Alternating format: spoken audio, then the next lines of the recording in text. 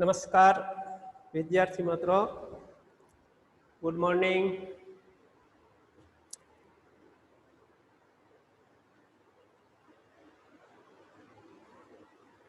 આપણે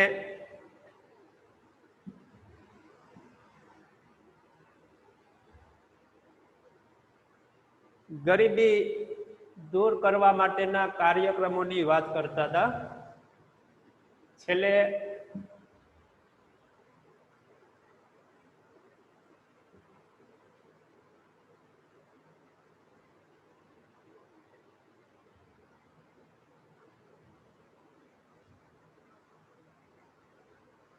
આપણે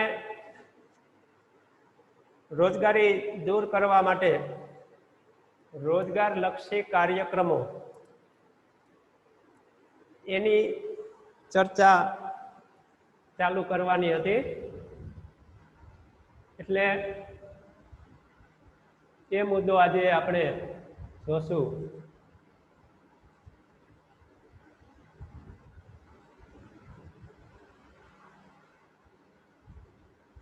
તો આમાં જુદા જુદા પ્રકારના કાર્યક્રમો છે. જો રોજગારી જ મળે તો સ્વાભાવિક છે કે એને આવક પ્રાપ્ત થાય અને એવી રીતે એની જરૂરિયાત પૂરી થાય, એટલે કે એની ગરીબી છે દૂર થઈ શકે. તો આપણે એ અંગે આજે ચર્ચા કરશું.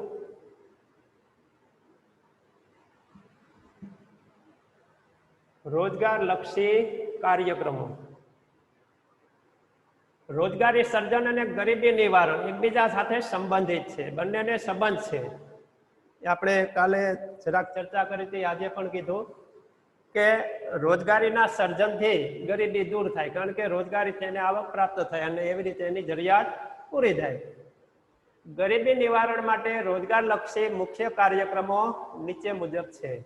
તો આવા ઘણા કાર્યક્રમો છે, સરકાર દ્વારા આ કાર્યક્રમો ચાલે છે, તો એની ચર્ચા આપણે કરીએ.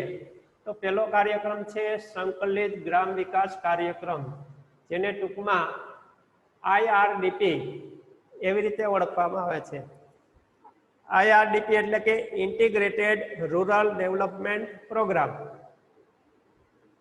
પછી સ્વર્ણ જયંતી ગ્રામ સ્વરાજ રોજગાર યોજના SGSY, તેમાં સ્વર્ણ જયંતીનો S, ગ્રામનો G, સ્વરોજગારનો S અને યોજનાનો Y લીધેલો છે. એટલે કે એમ જ સીધા એના પ્રથમ અક્ષર લઈ લીધેલા છે. એવી રીતે SGSY એવો શબ્દ બનેલો છે.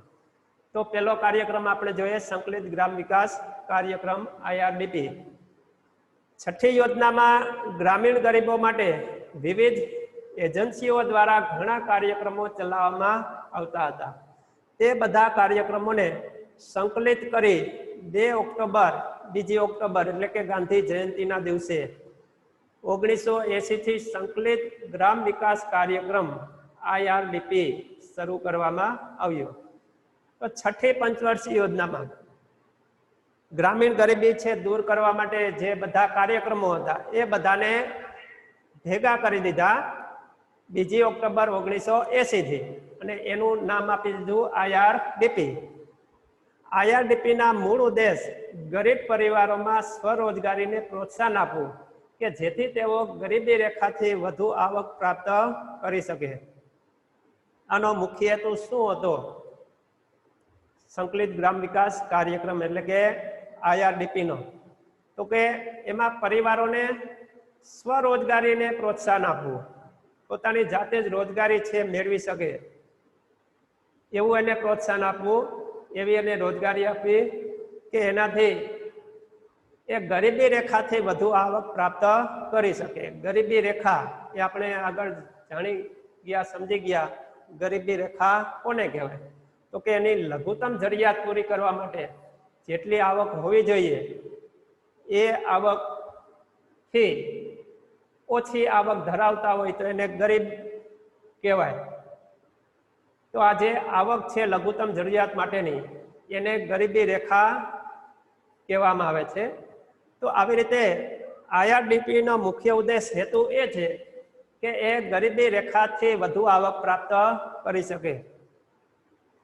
આ કાર્યક્રમમાં ખાસ લક્ષિત જૂથો ઉપર ધ્યાન કેન્દ્રિત કરવામાં આવ્યું, જેમાં નાના તેમજ સીમાંત ખેડૂતો, ખેતમજૂરો તેમજ ગામડાના કારીગરોનો સમાવેશ થાય છે. લક્ષિત જૂથ એટલે કે અમુક જૂથ છે એના ઉપર ધ્યાન કેન્દ્રિત કરવાનું. એ જૂથમાં કોનો સમાવેશ થતો હતો? તો કે નાના અને સીમાંત ખેડૂતો જેની પાસે ખૂબ ઓછી જમીન હોય, પછી ખેત મજૂરો જે ખેતીમાં કામ કરતા હોય, પોતાના માલિકીની જમીન ન હોય પણ બીજાના ખેતરોમાં મજૂરી કામે જતા હોય એવા ખેત મજૂરો, તેમજ ગામડાના કારીગરોનો સમાવેશ થાય છે. ગામડાના કારીગરો એટલે કે સુથારી કામ, મોચી કામ, તો એ ગામડાના કારીગરો કહેવાય. આવા જૂથો ઉપર આ કાર્યક્રમ છે એ ચાલતો હતો, એના ઉપર ધ્યાન વિશેષ આપવામાં આવતું હતું. આ રીતે IRDP કાર્યક્રમ ગરીબી વિરોધી કાર્યક્રમના રૂપમાં જોવા મળ્યો. તો આ કાર્યક્રમ છે ગરીબી વિરોધી, એટલે કે ગરીબી દૂર કરવાના એવા સ્વરૂપમાં આ કાર્યક્રમ છે એ જોવામાં આવ્યો. કારણ કે એનાથી આવક પ્રાપ્ત થાય છે જે તે પરિવારને કે વ્યક્તિને, અને પોતાની જરૂરિયાત છે પૂરી થાય છે, એટલે એને ગરીબી વિરોધી કાર્યક્રમ તરીકે ઓળખવામાં આવે છે.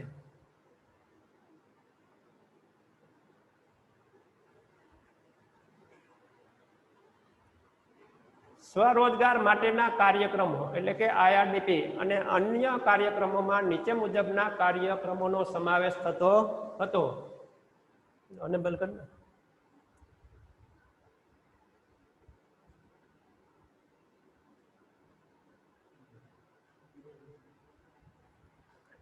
હવે આ IRDP નીચે ઘણા બધા કાર્યક્રમો ચાલતા હતા. એવા કાર્યક્રમો કયા કયા હતા? તો કે મૂળ તો IRDP સંકલિત ગ્રામ વિકાસ કાર્યક્રમ, જેનો આપણે પૂરો અર્થ જોયો, એનું IRDP એટલે ઇન્ટિગ્રેટેડ રૂરલ ડેવલપમેન્ટ પ્રોગ્રામ. પછી ટ્રાઇસેમ સ્વરોજગાર માટે ગ્રામીણ યુવાનોને તાલીમ. તો ટ્રાઇસેમ એટલે training of rural youth for self employment. આ બધા જે ટૂંકા સ્વરૂપ છે એનું ફૂલ ફોર્મ તમારે જોતું હોય તો ઇકોનોમિક્સના છેલ્લા પેજ ઉપર આ બધાના ફૂલ ફોર્મ પણ છે. તો આ કાર્યક્રમ સ્વરોજગાર માટે ગ્રામીણ યુવાનોને તાલીમ આપવાનો કાર્યક્રમ.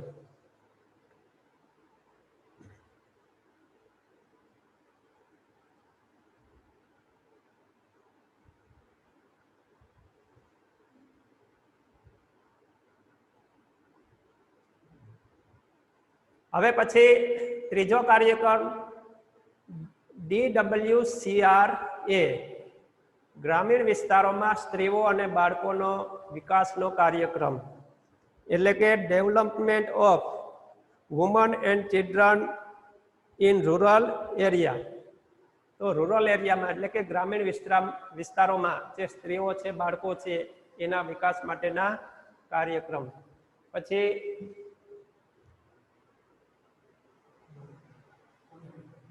એન્ટ્રી આપવાની બે હતા એન્ટ્રી માટે. તો એ કાર્યક્રમ પછી ચોથો MWS મિલિયન વેલ સ્કીમ, એટલે મિલિયન એટલે કે 10 લાખ, વેલ કુવા, 10 લાખ કુવાઓની યોજના. પછી સિટ્રા SITRA ગ્રામીણ કારીગરો માટે સુધારેલી ટૂલ કિટ પૂરી પાડવી. સિટ્રા SITRA એટલે કે state wise improve tool kit to rural આર્ટિસન.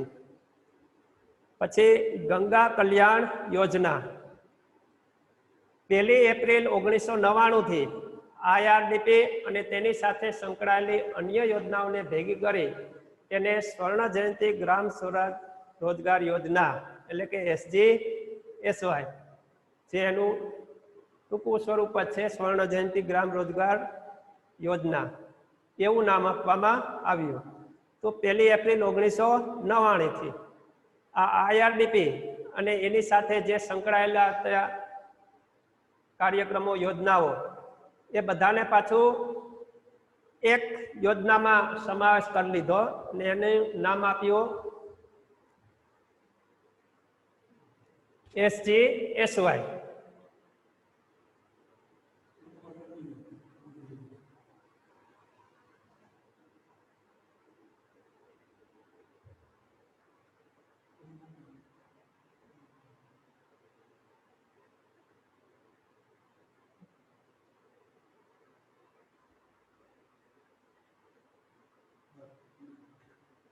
હવે આ યોજનામાં ગામડાઓમાં ટચુકડા ઉદ્યોગોના વિકાસ સાથે સ્વસહાય જૂથોને માળખાકીય મદદ, ટેકનોલોજી, ધિરાણ, ઉત્પાદિત વસ્તુઓના બજાર માટેની સુવિધા ગ્રામીણ ગરીબોને પૂરી પાડવામાં આવે છે. SGSY એટલે કે સ્વર્ણ જયંતિ ગ્રામ રોજગાર યોજના, એમાં IRDP અને એની સાથે બીજી જે યોજનાઓ હતી એને મિક્સ કરી દેવામાં આવી. એમાં શું કરવામાં આવે છે તો કે ગામડાઓમાં ટચુકડા એટલે કે નાના ગૃહ ઉદ્યોગો ના વિકાસ સાથે સ્વસહાય જૂથોને માળખાકીય મદદ એટલે કે એને વીજળી કે રસ્તા કે વાહન માટેની મદદ, પછી ટેકનોલોજી આપણી કામ કરવા માટે જે નવી ટેકનોલોજી હોય, જે ઓછા ખર્ચે સારી રીતે કામ થતું હોય એવી ટેકનોલોજી, પછી ધિરાણ નાણાકીય સહાય મળી રહે એવી વ્યવસ્થા, પછી ઉત્પાદિત વસ્તુઓના બજાર માટેની સુવિધા. દાખલા તરીકે ખેડૂત છે તો જે ઉત્પાદન થાય એને વેચવા માટેનું બજાર, માર્કેટિંગ યાર્ડ જે કહીએ છીએ તે. તો આવી બધી મદદ આ યોજના દ્વારા પૂરી પાડવામાં આવે છે. પછી વેતન રોજગારી કાર્યક્રમો.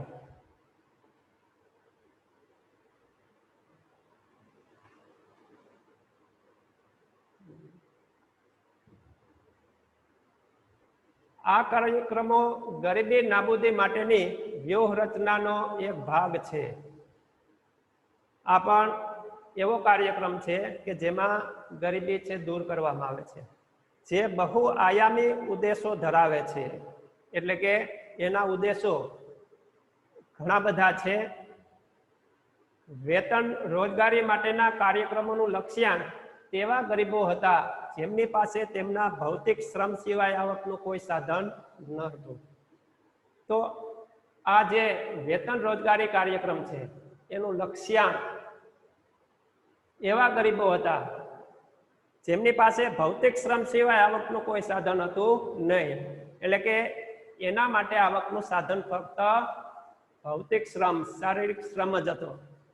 બીજી કોઈ એવી એની પાસે આવકનું સાધન હતું નહીં. આ કાર્યક્રમો ફક્ત ખેતી સિવાયના મોસમમાં સ્વરોજગારી પૂરી નથી પાડતી, પરંતુ પૂર, દુષ્કાળ, અછત અને અન્ય કુદરતી આફતો દરમિયાન રોજગારી પૂરી પાડે છે. આ કાર્યક્રમો હેઠળ ગામડાઓમાં માળખાકીય સેવાઓનો વિકાસ કરવામાં આવે છે. તો વેતન રોજગારી કાર્યક્રમો, એને રોજગારી આપવામાં આવે છે વેતન સાથે. એટલે કે એને વેતન આપવામાં આવે છે, એને કામ આપવામાં આવે છે.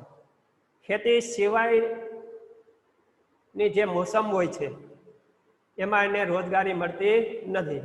એ સિવાય પૂર કે દુષ્કાળ કે અછત કે એવી હોય, અન્ય કોઈ કુદરતી આફતો હોય, દાખલા તરીકે ભૂકંપ કે છે, એવી વખતે પણ એની આવકનું કોઈ સાધન હોતું નથી, કારણ કે એની પાસે આવક માટે ફક્ત પોતાનો શ્રમ જ છે, શારીરિક શક્તિ જ છે. એટલે એને અન્ય કોઈ સાધન ન હોવાથી કામ આપવામાં આવે છે અને એવી રીતે એને વેતન આપવામાં આવે છે, રોજગારી આપવામાં આવે છે. આ કાર્યક્રમો હેઠળ ગામડાઓમાં માળખાકીય સેવાઓનો વિકાસ કરવામાં આવે છે, તેમજ શ્રમિકોને યોગ્ય વેતન પ્રાપ્ત થાય તેવા પ્રયાસો થાય છે. હવે આ કાર્યક્રમમાં શું કરવામાં આવે છે? ગામડાઓમાં માળખાકીય સેવાઓનો વિકાસ કરવામાં આવે છે, એને કામ આપવું છે. તો સરકાર છે, સરકાર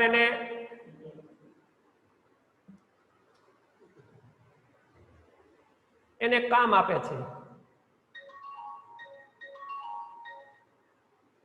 હવે એ કામ કેવા કરાવવામાં આવે છે?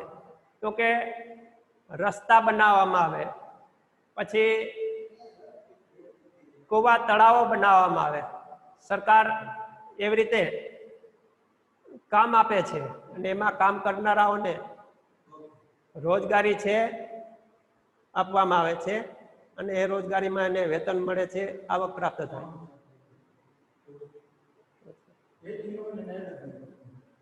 એડ નથી કરવાનું. તો આવી રીતે માળખાકીય સેવાઓનો વિકાસ કરવામાં આવે છે, એટલે કે ગામડાઓમાં ઉપયોગી થાય એવા કામ કરાવવામાં આવે છે, એને રોજગારી આપવી છે. તો જો રસ્તાઓ બનાવવામાં આવે તો એ રસ્તાઓ એ માળખાકીય સુવિધા કહેવાય. પછી ચેક ડેમ કે બનાવવામાં આવે તો એ પણ સિંચાઈમાં ઉપયોગી થાય, તો આને કહેવાય માળખાકીય સુવિધાઓ. તો આવી સુવિધાઓ આવી રીતે ઊભી કરવામાં આવે છે કે લોકોને રોજગારી પણ મળે અને સરકારનું કામ પણ થાય, એટલે કે લોકોને સુવિધા પણ પ્રાપ્ત થાય. તેમજ શ્રમિકોને યોગ્ય વેતન પ્રાપ્ત થાય તેવા પ્રયાસો થાય છે. વેતન રોજગારી કાર્યક્રમમાં જવાહર રોજગાર યોજના, જેને ટૂંકમાં JRY તરીકે ઓળખવામાં આવે છે. જવાહરનો જે, રોજગારનો આર ને યોજનાનો વાય, એના ઉપરથી જ ટૂંકું સ્વરૂપ JRY તરીકે બનાવવામાં આવેલ છે. પછી રોજગારી બાહેંધરી યોજના એટલે કે PMRY, પ્રધાનમંત્રી રોજગાર યોજના PMRY. તો એ પણ એવી રીતે છે, પ્રધાનમંત્રીનો P ને મંત્રીનો M, રોજગારનો R ને યોજનાનો Y, PMRY. 1990 આપણે રોજગાર બાહેંધરી યોજના એની વાત કરતા હતા, જેને ટૂંકમાં EAS તરીકે ઓળખવામાં આવે છે. E એટલે એમ્પ્લોયમેન્ટ, A એટલે અસ્યોર સ્કીમ. તો આ કાર્યક્રમ પણ વેતન વાળી રોજગારીના કાર્યક્રમમાં આવે છે, રોજગારી બાહેંધરી યોજના, જેમાં રોજગારની બાહેંધરી આપવામાં આવે છે ને એવી રીતે એને આવક પ્રાપ્ત થાય. હવે એના પછી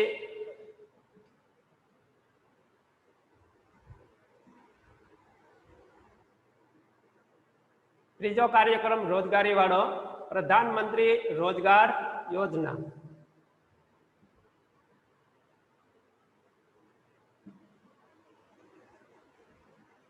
પ્રધાનમંત્રી રોજગાર યોજના PMRY.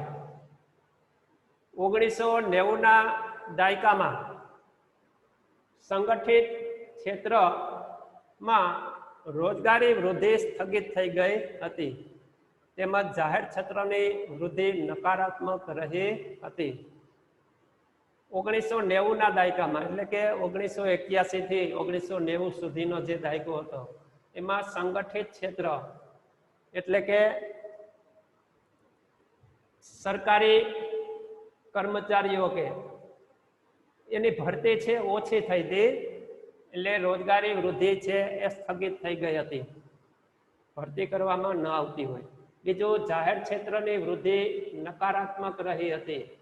જાહેર ક્ષેત્રની સરકારી જે એકમો હોય એની વૃદ્ધિ છે એ થતી નહોતી. બીજી તરફ બેરોજગારી દરમાં ઝડપથી વધારો થઈ રહ્યો હતો. આવી રીતે જે ભરતી કરવામાં ન આવતી હોય, એટલે કે સંગઠિત ક્ષેત્રમાં નોકરીની ભરતી, નોકરીની જગ્યાઓ છે ભરવામાં ન આવતી હોય અને જાહેર ક્ષેત્રમાં જે ઉત્પાદન કે થતું હોવું જોઈએ, નફો થતો હોવો જોઈએ, એને બદલે મોટા પ્રમાણમાં ખોટ થતી હોય, તો શું થાય? તો કે બેરોજગારી દર છે એ વધે. બેરોજગારી ઊભી થાય. આ પરિસ્થિતિમાં સ્વરોજગાર માટે પ્રધાનમંત્રી રોજગાર યોજના શરૂ કરવામાં આવી, જેનો મુખ્ય હેતુ શિક્ષિત બેરોજગારોને મદદ કરી સ્વરોજગાર માટે સાહસો સ્થાપવા મદદ કરવાનો છે. તો આમાં જે ભરતી થતી નહોતી સંગઠિત ક્ષેત્રે એટલે કે સરકારી નોકરીઓમાં જે જગ્યા ભરાવી જોઈએ એ ભરાતી ન હતી, તો શિક્ષિત બેરોજગારો છે મોટા પ્રમાણમાં ઊભા થઈ ગયા. તો એને મદદ કરવા માટે આ યોજના છે શરૂ કરવામાં આવેલી હતી. એના પછી રાષ્ટ્રીય રોજગાર બાહેંધરી કાનૂન 2005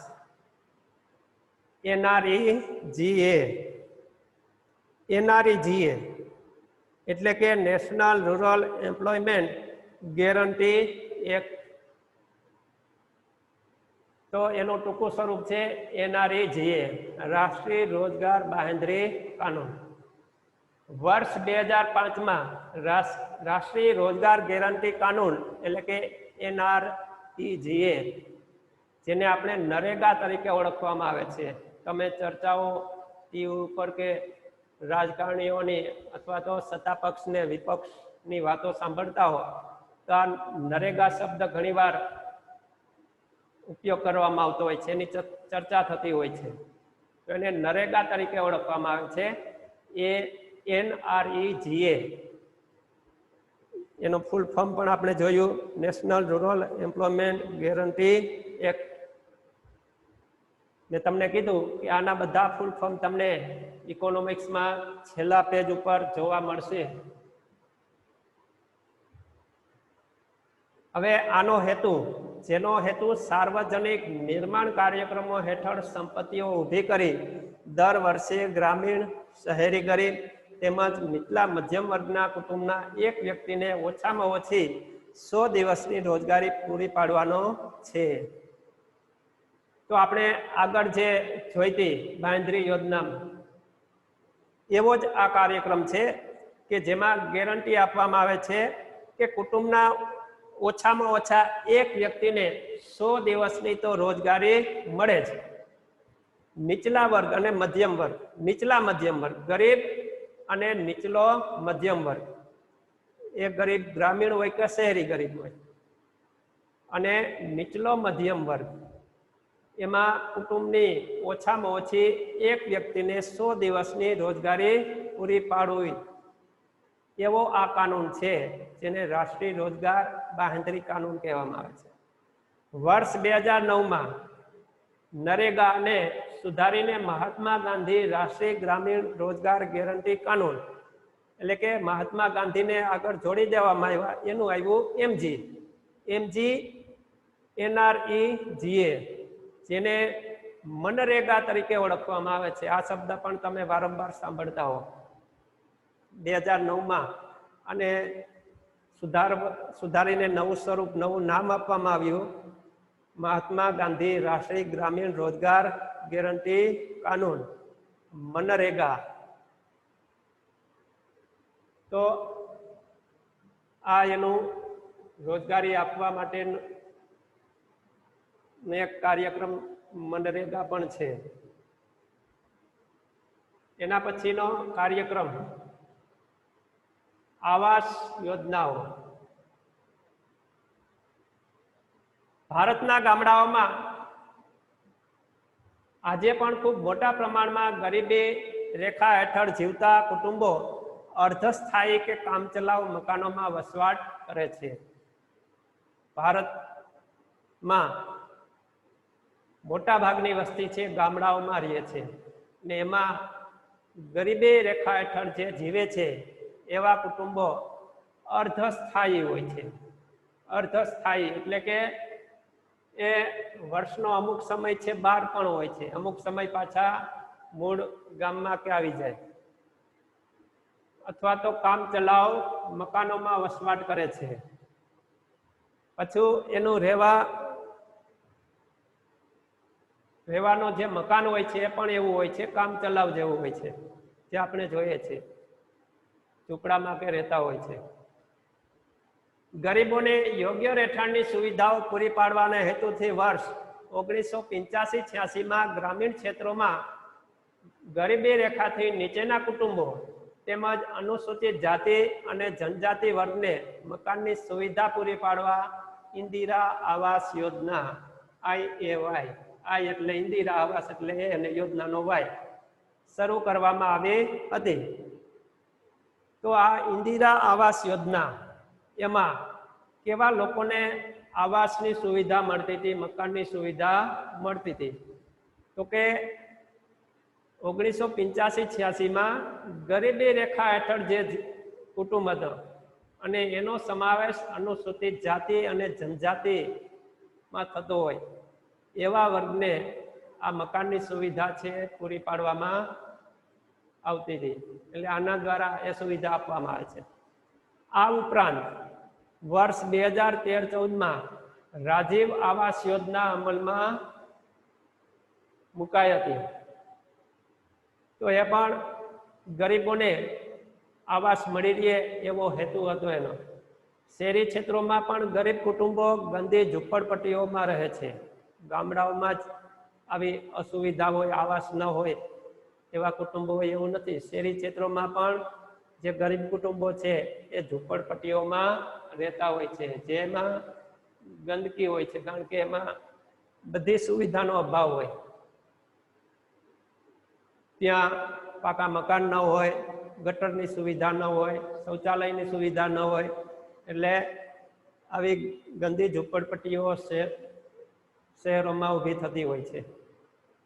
શહેરી ક્ષેત્રમાં ઝડપથી વધતી આવાસની સમસ્યાને ધ્યાનમાં રાખી 25 જૂન 2015થી શહેરી ગરીબો માટે પ્રધાનમંત્રી આવાસ યોજના, તો એ પણ એવી જ રીતે નામ બનેલું છે, પ્રધાનમંત્રીનો પી, મંત્રીનો એમ, આવાસનો એ અને યોજનાનો વાય. એના માટે આ PMAY પ્રધાનમંત્રી આવાસ યોજના છે એ શરૂ કરવામાં આવી કે જે શહેરી ક્ષેત્રોમાં ગરીબો રહે છે એને સુવિધા મળી રહી આવાસની. એના માટે આવાસ યોજનાઓ ગરીબ કુટુંબોને રહેઠાણની સુવિધાઓ તો પૂરી પાડે છે, પરંતુ સાથે સાથે તે રોજગારી સર્જનનું મહત્વનું સ્ત્રોત પણ છે. એમાંથી રોજગારી પણ ઊભી થાય, કારણ કે એ આવાસ ઊભા કરવા માટે, રહેઠાણ ઊભા કરવા માટે એમાં કામ કરનારા માણસોને રોજગારી મળે છે.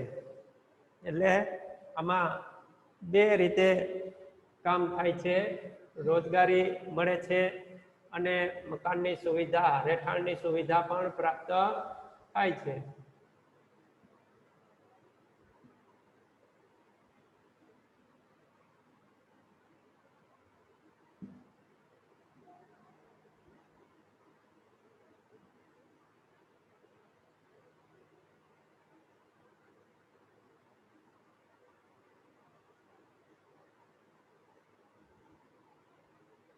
હવે સમય લગભગ પૂરો થવામાં છે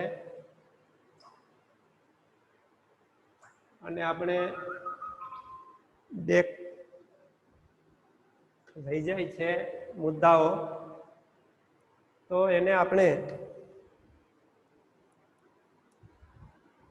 પૂરા કાલે કરશું.